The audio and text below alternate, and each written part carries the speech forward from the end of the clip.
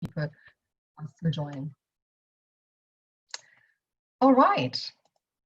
Welcome to today's webinar.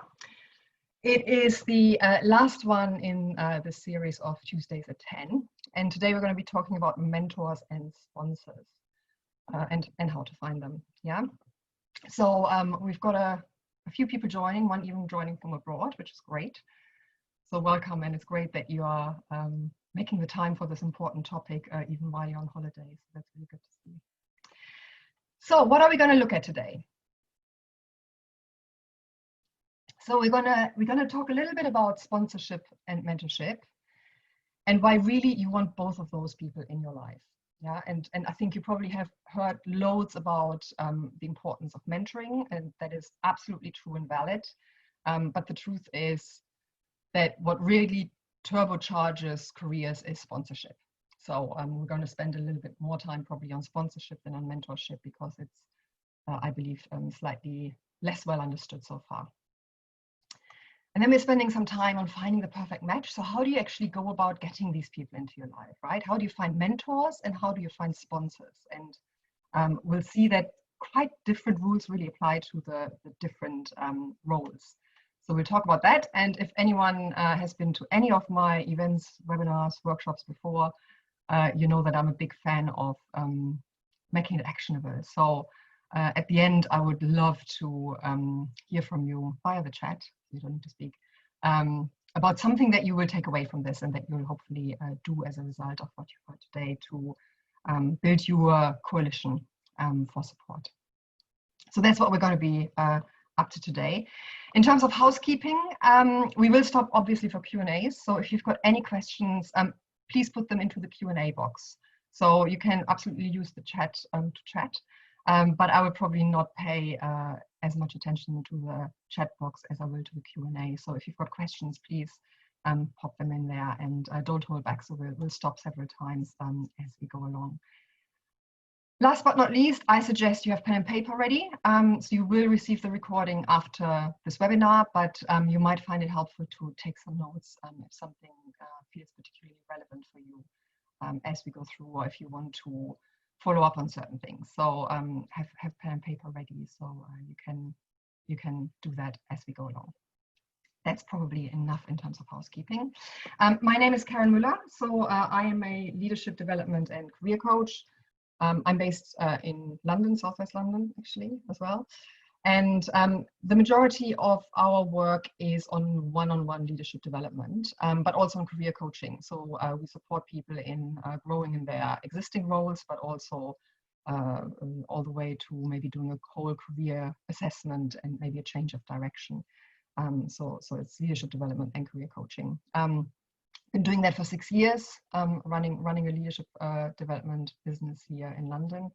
And I've been involved with Voice at the Table for over 4 years, so quite a while as an associate and as a trainer. So I'm quite familiar with Voice at the Table, and I'll tell you a little bit about Voice in just a second.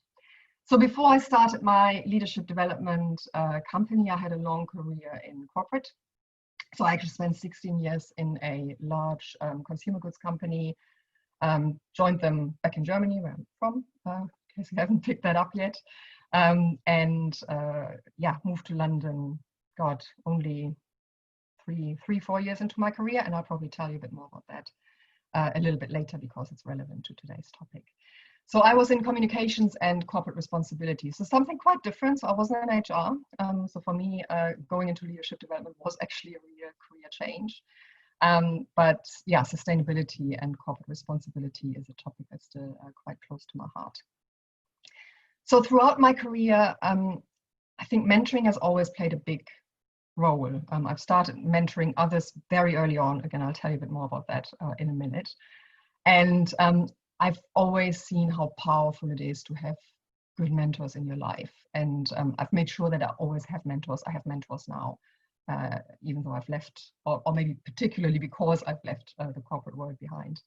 And I now also train mentors. So mentoring has been something that's very much a formal part of my professional life. I think sponsorship is really something that I've only come across probably in the last 3-4 years. Until then, I don't think I'd ever really formally heard of it, and I don't think it was a concept that was talked about very much. It's certainly around. I think it's been around for as long as mankind exists.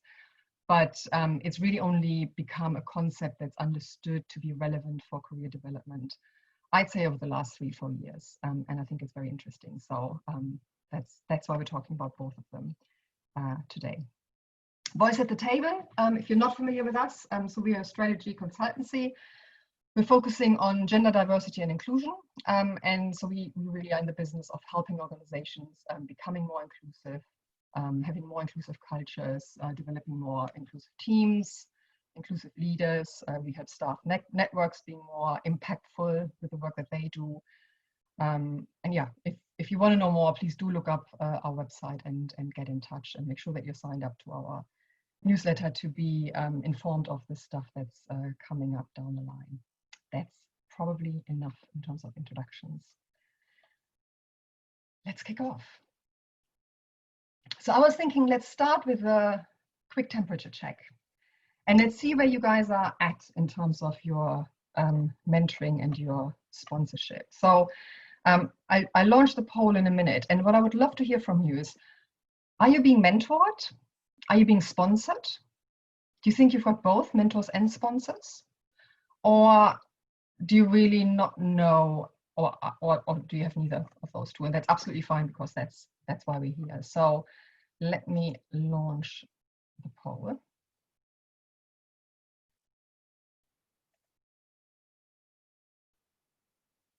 Okay, so you should be able to be voting. So I have at least one mentor, I have at least one sponsor, I have both. I'm not really sure, or I don't have either, which again is absolutely fine. I'll let that run for a few more seconds.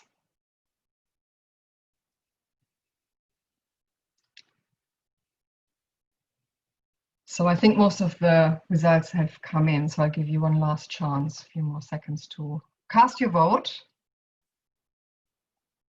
Okay, let's have a look at the results. So you should be able to see the results now, and I think this is a very typical result, right? When I talk about sponsorship in other contexts, this is normally what we see. People either are not really sure, or they don't think they have a sponsor. Yeah, and I think that's exactly why we're going to be talking about this today. I see one person does have a sponsor, so that's brilliant.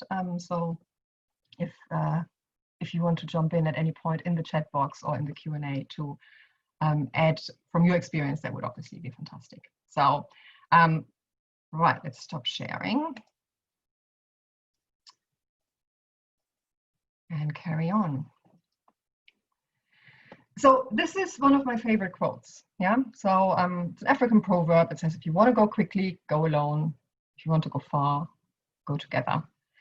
And I think this is really relevant for today's topic, because I think there's hardly anyone, or actually I dare say probably no one, who can build a successful career in isolation. It just isn't possible. And it certainly isn't possible in today's interconnected world. I think we all know the importance of networking, and we all know that we need a coalition of people that will really support us in reaching our goals, right? And mentors and sponsors are definitely part of that coalition. You should really make sure that you have those people in your network. If you have a well-meaning boss, that's great, but it's probably not going to be enough. Yeah? And the same applies to HR. If you've got a great HR business partner who's really invested in helping you reach your career goals, they can do an awful lot for you. But again, them in isolation and you in isolation, it's probably not going to be enough. So I think we have to acknowledge that we need to build our network, and we need to build that coalition of people that can really help us in a more meaningful way. And this is a long game, right? This is not something that you can do overnight. So the earlier we can start to be intentional and strategic around how we build that coalition, the better. And there's loads of research now and loads of evidence to show how people that are being sponsored do progress more quickly. And it kind of, you know, it is pretty logical when you think about it. So My personal experience with this started pretty early on. I think I was talking about it in the introduction already. So when I was a year into, I joined as a management trainee, my organization, and about a year into the program, it was a 2-year program, so I was in the middle of it.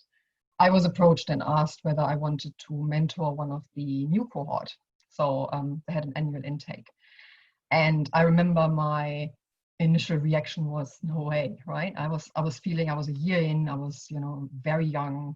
I felt very inexperienced.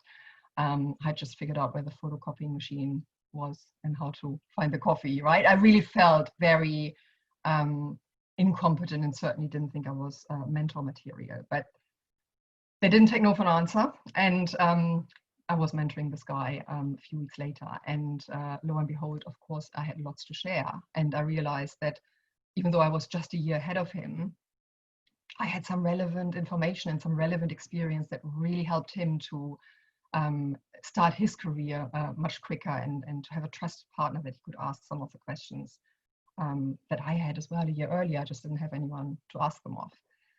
Was really, really valuable. So I mentored really early on and realized that mentoring is not just for wise owls who've seen it all and done it all. It really depends on what the mentee is trying to accomplish. Yeah. At the same time, I was also part of a formal mentoring program the other way around. So I was paired up with the finance director. So I guess that was the advantage of joining as a management trainee. You really were put on a fast track. And yeah, I was also part of a very formal mentoring relationship there and could see what it's like to be mentored. So that all started up very early. What I probably didn't realize that not much later, I also had a very good sponsor. And obviously it wasn't called that. We're talking about the early noughties, I guess, at this stage, late 90s, early noughties. So it wasn't called sponsorship at the time, but I remember very well. So at this point, I had my first job post management trainee program, and I joined the corporate affairs team. And I remember the day when my boss called me and said, Karin, there's a role going in London in the global head office. I've put your name in the hat. Do you want to do it? And a week later, I was standing on Waterloo Bridge, killing 30 minutes before my interview, and the rest is history, right? I think that was probably why I'm still here and why I'm still here today. And the truth is, without him making that phone call, they would have not even known that I existed. I mean, this was a big organization. There were many bright people around the world who were all, relevant candidates for this job. But it was because he opened that door for me that I got a shot at it. And it didn't mean that I could just walk into the role. I had to go for an interview. I had to go through an assessment. It was a competitive situation, but the opportunity was there. And that was very much down to his sponsorship at that time. So I was lucky because he was my boss, but he happened to also be a really strong and influential sponsor for me at the time. So I've really benefited from both of these different roles pretty early on in my career. So let's just maybe take the two roles and remind ourselves what they are. And let's start with the more familiar one, the mentoring. So again, I'm sure this is all recapping for you because you probably know all of this, but just to remind ourselves. So a mentor is an experienced person supporting you in your development. So again, experience does not necessarily mean senior. You might have heard that there's lots of reverse mentoring that's going on these days where maybe more senior people and older people are looking deliberately for mentors that are younger and maybe in Gen Z to understand more of that intergenerational relationship. Again, I could mentor someone, being a second year management trainee, I could very well mentor somebody who's a first year management trainee. So it's the experience that counts. Does the mentor have the experience that the mentee is looking for? So mentors help you improve your skills. So they really work with you to make you better at your job. And they do it through advice, guidance, feedback, and all sorts of things, right? But that's what mentors do. They normally are happy to sit down with you and really, talk through challenges, help you find maybe new options of what you could try out, help you find development opportunities. It can be formal or informal. I have to say I'm a big fan of informal mentoring. I often think it works actually better.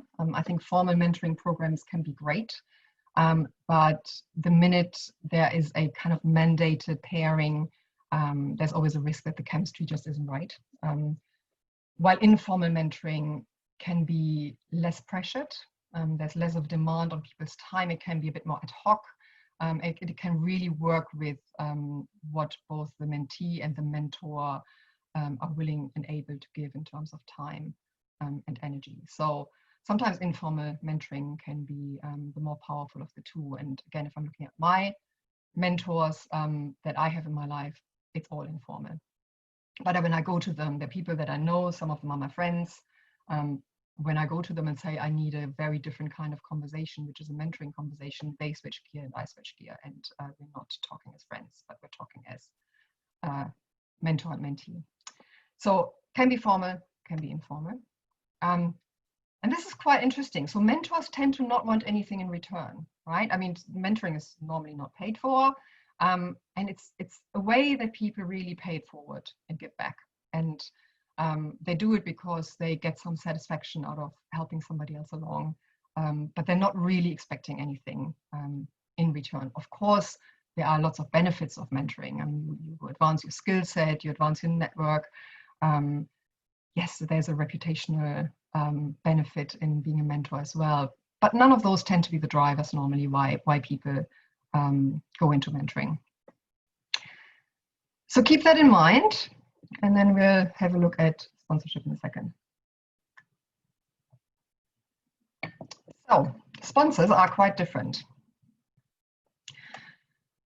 So a sponsor, remember, the mentor was somebody, experienced person supporting you in your development. A sponsor is somebody who's willing to use their influence and power on their protege's behalf or your behalf. Yeah. So it's somebody who's willing to put, their political influence on the line, their reputation, to advocate on your behalf and influence others to give you opportunities. So this is very different in terms of how they work for you. Yeah. So they really influence how others perceive you. And, I think there's this, it's not about what you know, but who you know. I don't think that's true. It's not even about who you know. It's about who knows you. That's really what matters, right? Who are the people in the organization that know you? Again, my example, sitting in Germany as a management trainee, no one in London knew me, right? Maybe they'd seen my name somewhere on an Excel spreadsheet, but that was it. So it needed somebody to say, no, I know her well, and I think she'd be good for this role. So it's influencing others, how they perceive you. It's almost always informal. Again, there are some formal sponsoring schemes. I think they're rare.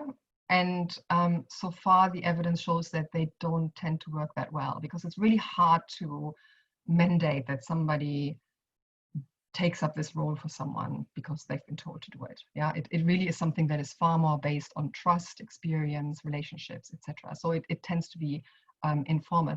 Often it's not even called this. Again, certainly in my case it wasn't, but that was maybe because it was in a different era. But even today, people are sometimes very reluctant to call it sponsorship because it does also whiff a little bit of like nepotism and old boys network. And let's face it, it can be that, right? At its worst, that's exactly what it is. But at its best, it's senior people spotting talent and being willing to do something to make sure that the really good people get the opportunities they need to really grow and develop. So it can definitely be both. And this is really important. Sponsoring normally doesn't come for free. So a sponsor who puts their reputation on the line for you, they will expect something in return, and that is success. I knew when I was standing on Waterloo Bridge getting ready for that interview, I felt really committed because I didn't want to embarrass him. I thought he'd gone out on a limb for me, so I better deliver. Yeah. So sponsors tend to expect success and probably some loyalty as well. So it does not come for free. It is not charity. You have to perform. Yeah. But if this works well, it can really turbocharge your career and make you excel and progress much quicker than without a sponsor. So in summary, a mentor is somebody who improves you. They work with you to improve you and your skill set, while a sponsor improves your opportunities. Yeah. So a mentor will say something like, "Oh, have you thought about maybe speaking at conferences?" A sponsor will say, "I've put your name forward. Can you do it?" So you see, there's a very different kind of dynamic to those two relationships. So do we need mentors or sponsors? I hope you agree that you probably need both. You should really be strategic about, again, I'm talking about this coalition. I think that's a good term to use in this context. You want to build that broad coalition, and you don't just need mentors, you do need sponsors as well. Mentors might want to give you opportunities, but they might not be in a position to do so, while sponsors, they actually can give you the opportunities. They are in a position of power where they can make things happen. So we should really start to build those coalitions today. I think this is a good moment to stop for some questions if we've got any. So let me have a look at the Q&A box. So if you've got any questions, just please pop them into the Q&A. So far, I don't think we have any just yet.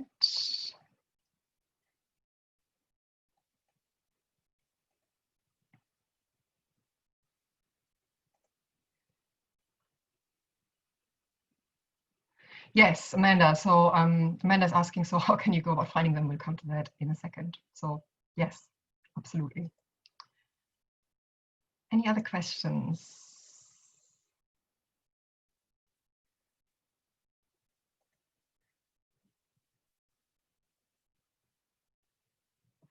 Okay, I'm seeing some questions in the chat box as well. If you can put them into the Q&A, that would be easier for me, because I tend to look at the Q&A more.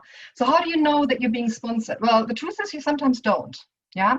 So sometimes these things can happen entirely behind closed doors, and you will never know that it happened. Yeah. But I would always say, make it your business to know who's on your side. And again, if you are more intentional about, finding those sponsors and making sure you are exposed to the right people, and we'll talk about how to do that in a second, then you probably have a pretty good idea. Some sponsorship relationships become quite close. So there might be, and sometimes there's lots of overlap with mentoring and sponsorship. So there might be people that spend quite a bit of time with you. So you'll know exactly that, they will go to, that talent review meeting and will speak on your behalf, but you might not. Yeah. But it's a good question. So sometimes you don't. Okay. Seems to be it for now. So let's carry on. We'll stop again at the end. And so again, if you've got any other questions, just pop them into the Q&A and we'll cover them later. Okay, so we come on to Amanda's question, and probably everybody else's. So how do you find these people, right? How do you make sure that you get them into your life? And I'd say let's start with a bit of a comparison. So this is a recap of what we've just talked about, but it's really relevant to keep in mind as we think about how do we find these people. Yeah. So remember, mentors have mentees, sponsors have proteges. Just a language point, but kind of important to know. Mentors, formal or informal. Sponsors, almost always informal. Key difference. Mentors, again, they give guidance, advice, feedback. Sponsors personally vested in your success. This is a key difference, which is relevant for how you find them, right? Again, with mentors, it's pretty safe for a mentor. If you're mentoring someone and they're actually not that brilliant, that's okay, right? Nothing bad's going to happen. If you sponsor someone and they're not that great, you will not be taken seriously going forward. It's a risky business for sponsors, and they will look for people that are truly worth sponsoring before they put their neck on the line. So mentors help you skill up, sponsors help you move up. and mentors speak with you. So it's very much a relationship where you work together to develop and advance. And sponsors speak about you. So again, it's more of an external type of support that often happens when you're not in the room. So mentors are someone with expertise willing to share it, and sponsors have power and they're willing to use it. I think that's quite a nice distinction. So do keep this in mind as we're talking about how you can find these people.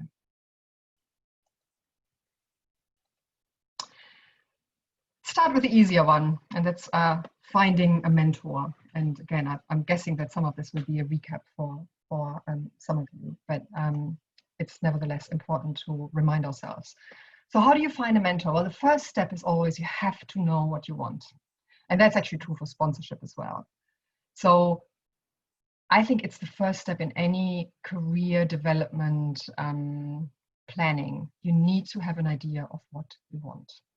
And I appreciate that you might hate the question of, well, where do you want to be in 10 years' time? I always did too. I had no idea how to answer that question.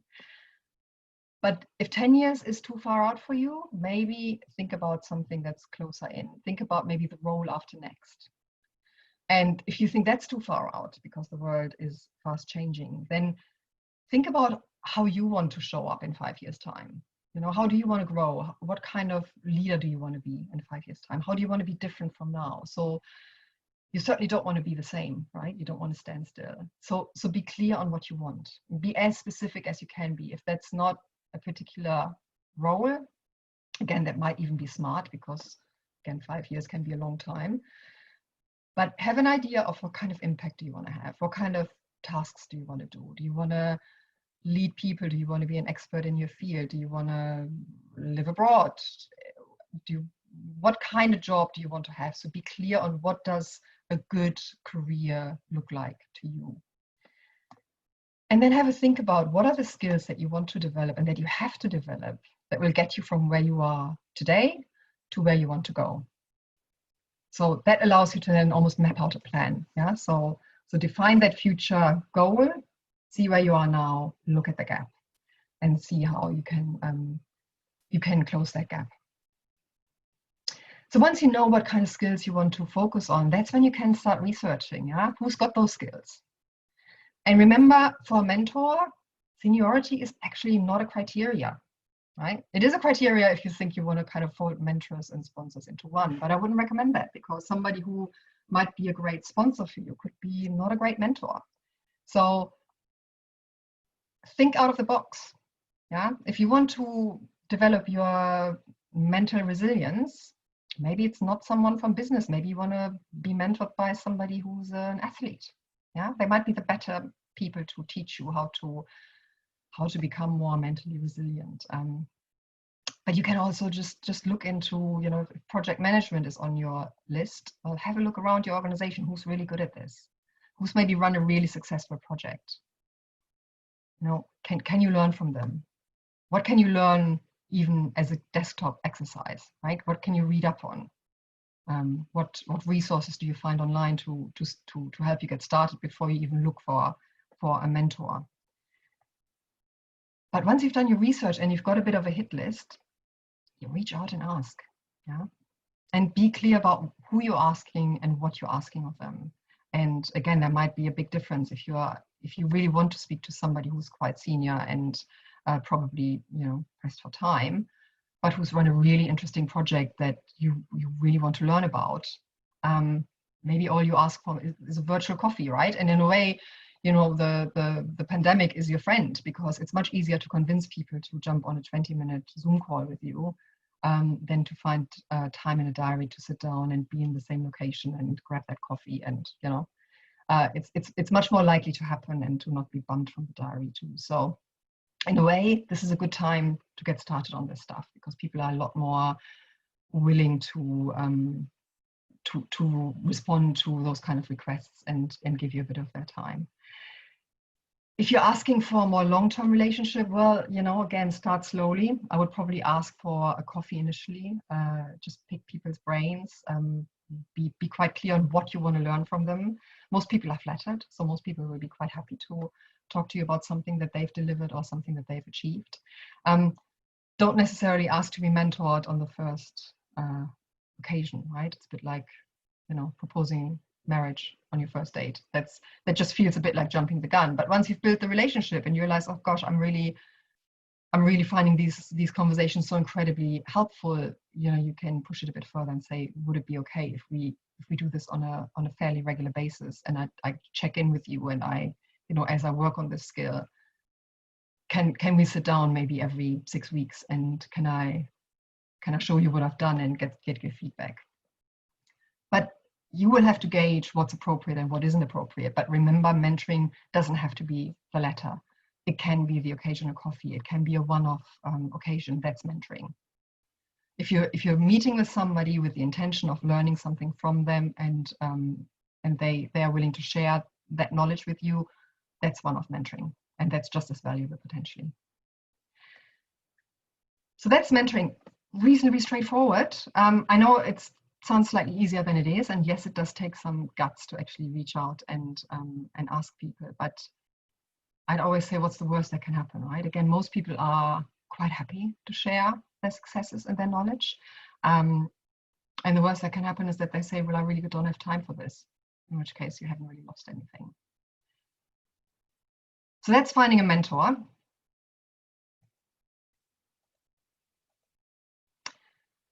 Finding a sponsor is a whole different story. And I think a good place to start is to look at people's motivation. So why do people actually sponsor? And that'll give us some clues on how we can approach people for sponsorship. So why do people sponsor? Well, there's a couple of really, big reasons. And the first one is, of course, people want to nurture young talent. Yeah. And again, in my case, I think, my boss, he had a team of, I think the average age was over 50. So it was a very old team. It was entirely male, I think. And I was the first kind of, ex-management trainee that had joined his team in a very long time. So I think he had a genuine desire to bring in some young blood and new perspectives. And he was very keen on doing the right thing in that respect.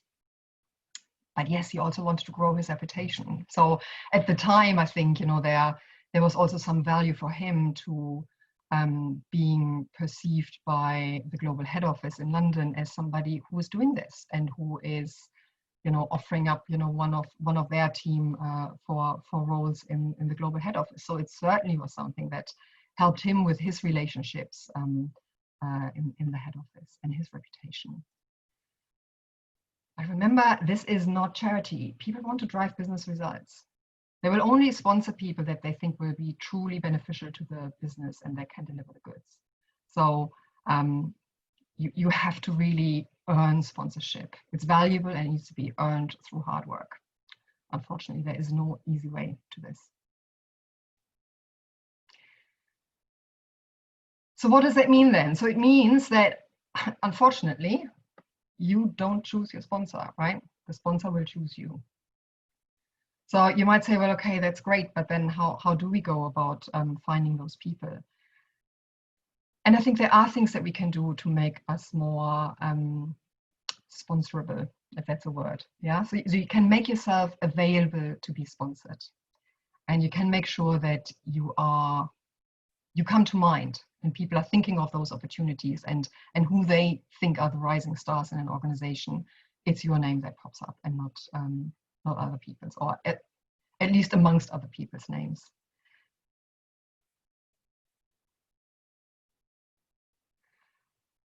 So there are some things that we can do. There are some things we can do to put ourselves into a frame that sponsors would like to sponsor us and that we're desirable for them. And here are 5 steps that I hope you find practical and helpful.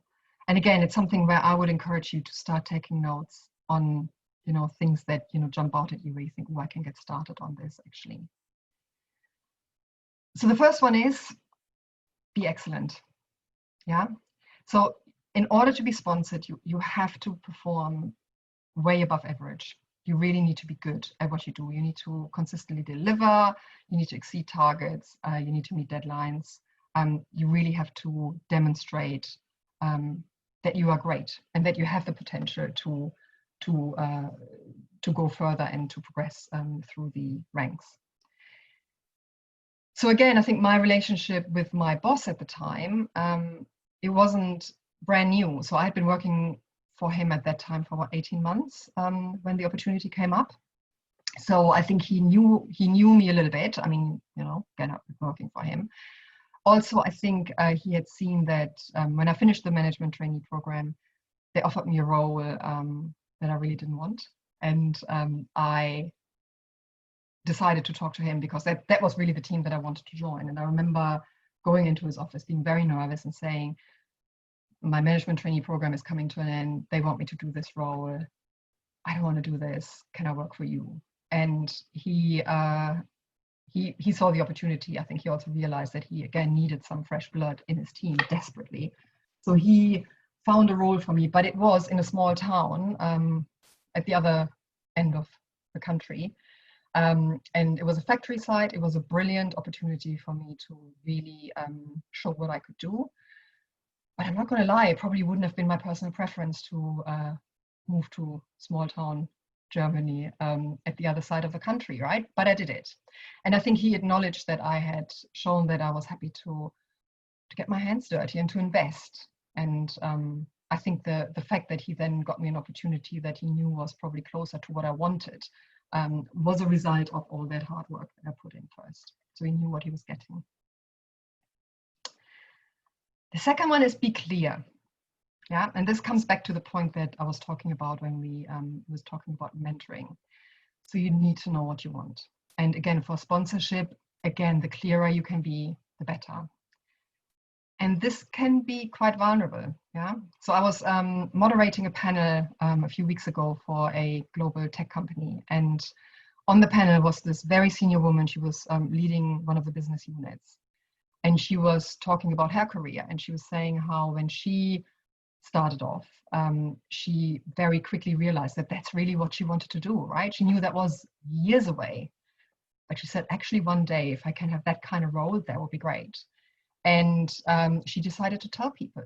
And some people were laughing at her. Some people gave her really tough feedback and said, you know, we can't see this happening because you need to work on this, and this. And she said it was very, very hard to hear that.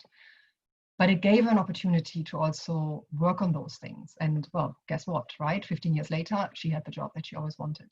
So not everybody has that clarity. And again, I completely appreciate that.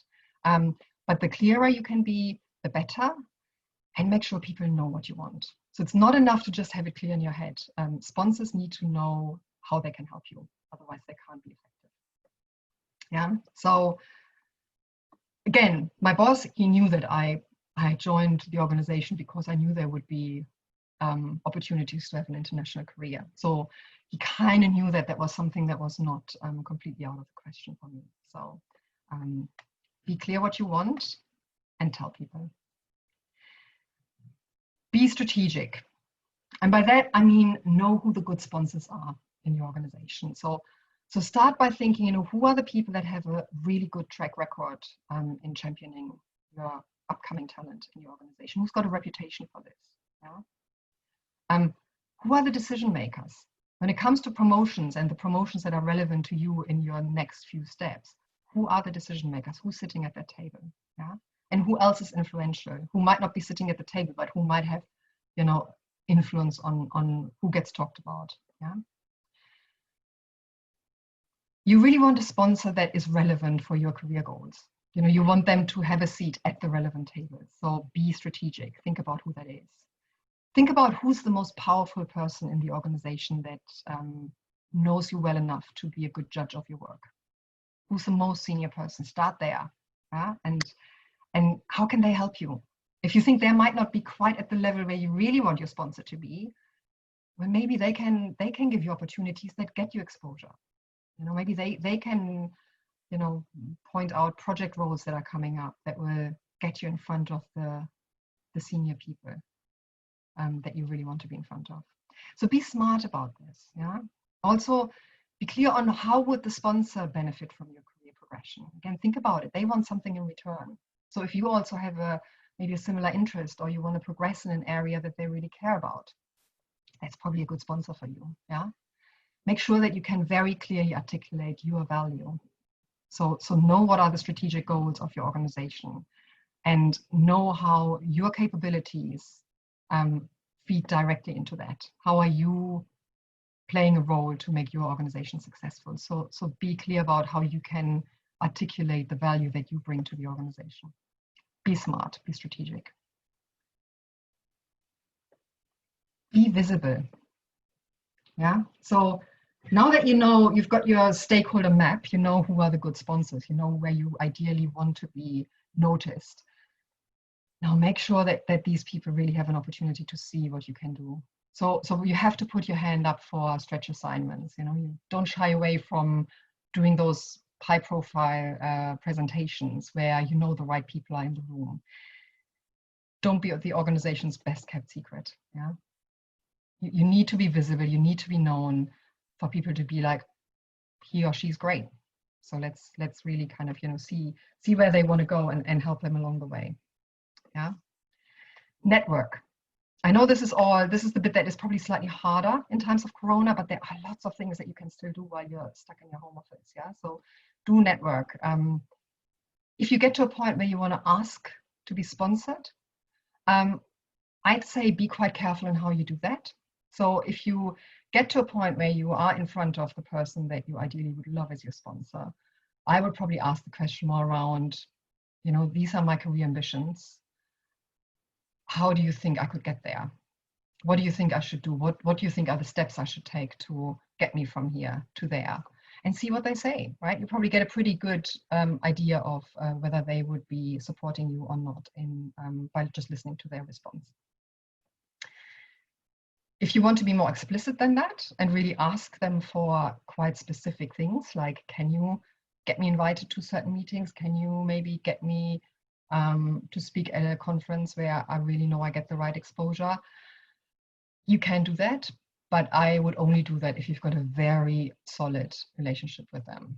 So it would need to be somebody who knows you pretty well and who you trust and who also trusts you. So again, with my line manager at the time, that would have been okay. If it's somebody that you don't know that well, I think it's really hard to ask for those things directly. So you need to be slightly more indirect. So I hope that makes sense. Number 5, and that's probably the hardest of them all, is be patient. Because again, with sponsorship, there is no silver bullet. So you have to wait for sponsors to come your way. You can't really chase them. All you can do is really make yourself available to be sponsored. Do all these things that I've just pointed out on the slide. Be excellent, be really clear about your goals, be strategic in where you want the exposure, make yourself visible, and wait. And good things will come if you do all these things and if you do them really, really consistently. Okay, I think this is another good place to start for questions, to stop for questions. So let's see. So any other questions that you want to ask about how you find sponsors or mentors, or questions in general about the topic?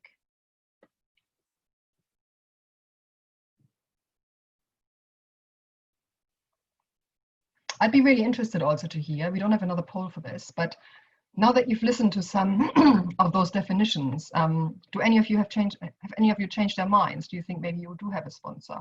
That would be really interesting. So if anyone's willing to share that, then please do in the chat box.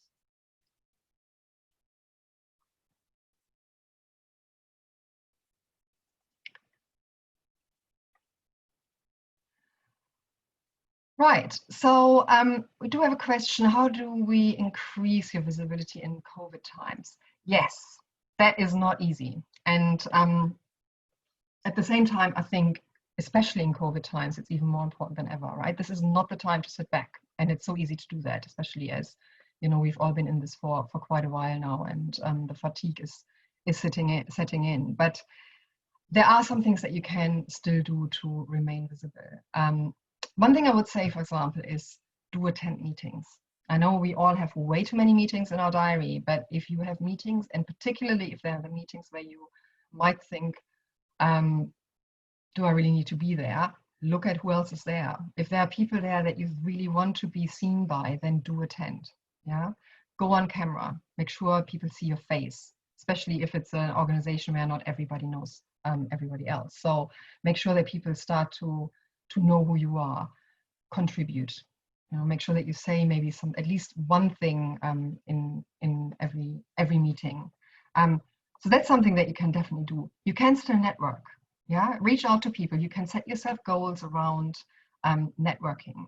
There might be people that you've been working with in project teams, but you've never actually taken a chance to just say hello or find out a bit more about, you know, what else they do. Reach out to them. Again, I think in those cases, COVID is your friend, because people are more likely to be free for a quick chat than they would be otherwise. So do reach out to people. Use social networks. If you've got internal ones, it's a great place to also make yourself visible, start commenting on things, have opinions. Yeah, I think you will not be sponsored if you're trying to please everyone. You need to stand for something. And you know, again, this goes into also personal branding, which we're not covering today, but stand for something, be memorable. So there are lots of things that you can still do. I also say, make sure that you really deliver your work and that you tell people about it.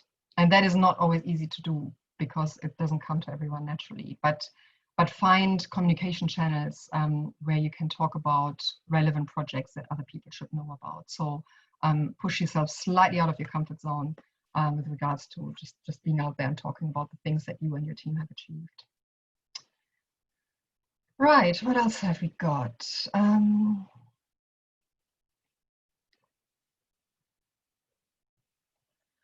Yeah, so there's a question, being made redundant and senior managing partners said they would put in a good word for me. Could they become your sponsor? It depends. If they have influence in those other firms, absolutely. Yeah. Once you've joined another firm, I'm guessing though that you would be better off finding sponsors that are influential in that particular environment. But for now, in your current situation, absolutely, I would not let that opportunity pass. If somebody's willing to say, you know, I'm quite happy to make a few phone calls on your behalf, of course, you would say yes to that, right?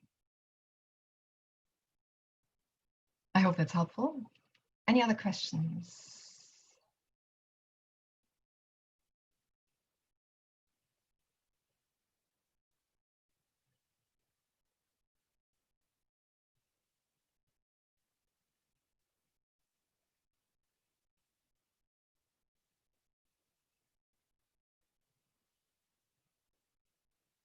Yeah.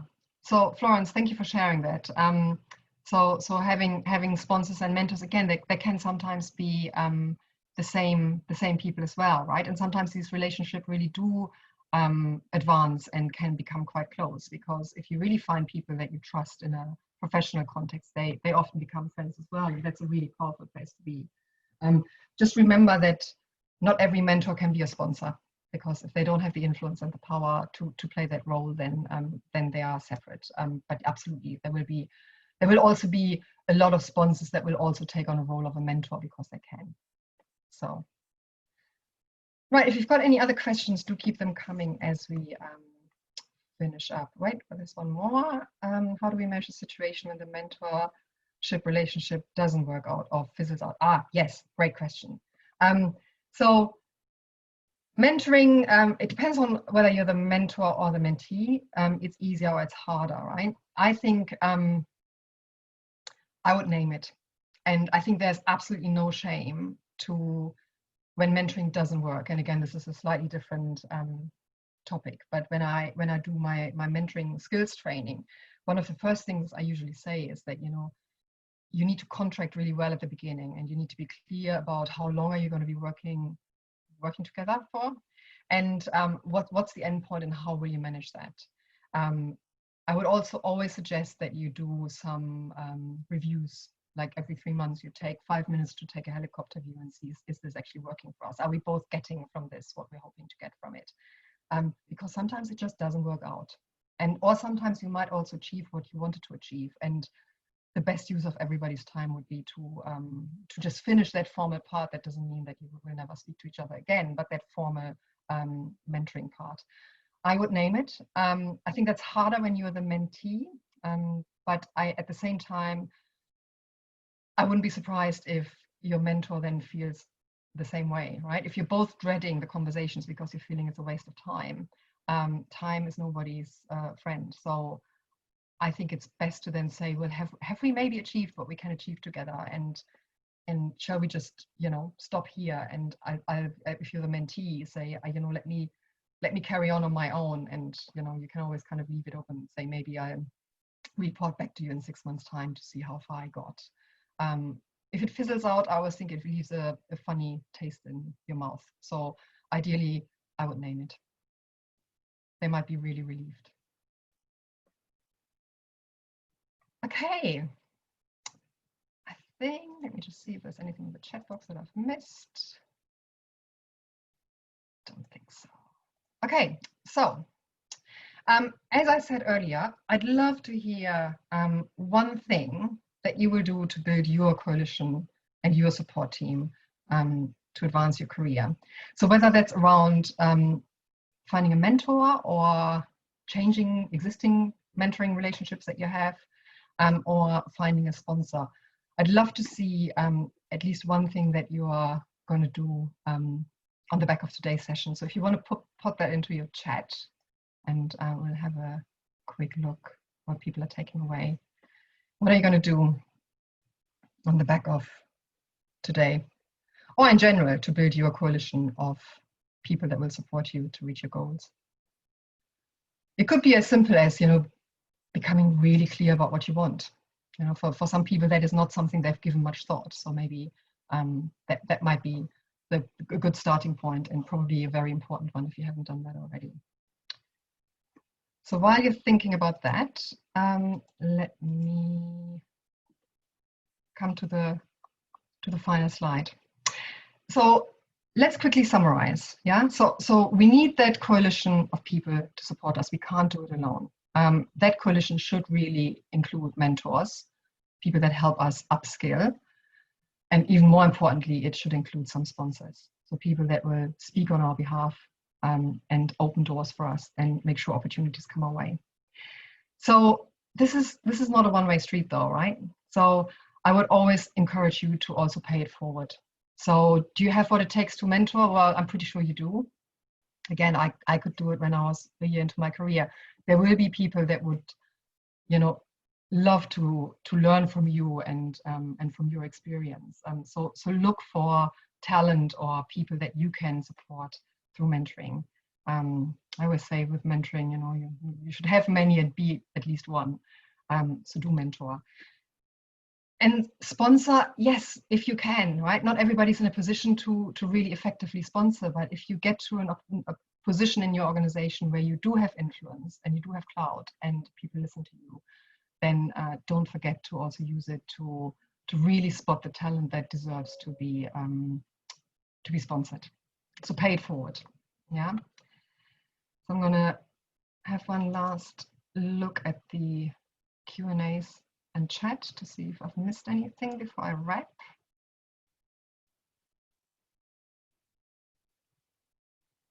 So there's a couple of things that that you put into the chat about what you do, which is great. So, and I think we can also learn from each other. So have a look at some of those suggestions there. So before we wrap, I have one last poll, which I will launch as I finish up. And that's our feedback poll. So we'd love to hear your feedback. We really want to know what's working for you, what isn't working for you. Again, as I said, this is the final webinar in this series, but we're of course working on what's coming after the summer. So if you want to tell us what you'd be interested in and what would be really valuable for you, that would be really great.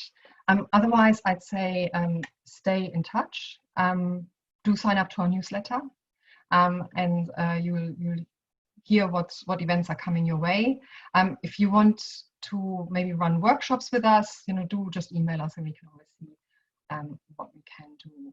And yes, please let us have your feedback. I can see the first votes are coming in, so that's really helpful. Thank you. So I'll be staying on the line for a few more minutes in case anyone has any final questions. But for those of you that want to go, thank you for joining. I hope you found this helpful. I hope you will find some good sponsors. And all the best, and have a good summer. Thank you.